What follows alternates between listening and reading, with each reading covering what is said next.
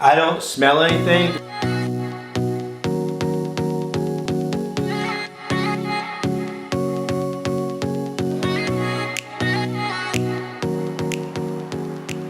That was a lot of fun to flip over. Now I think it's the right way.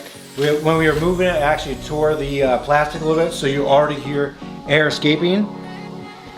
So we got that going. I'm gonna just cut the rest of it here.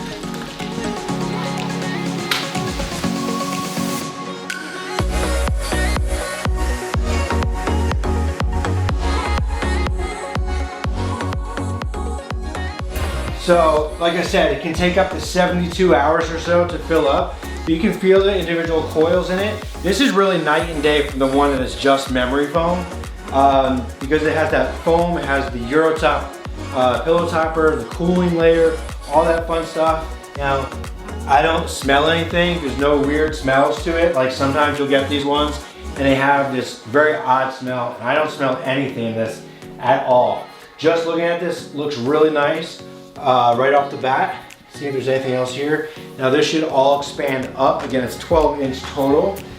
Fits the bed perfectly, which is the king size.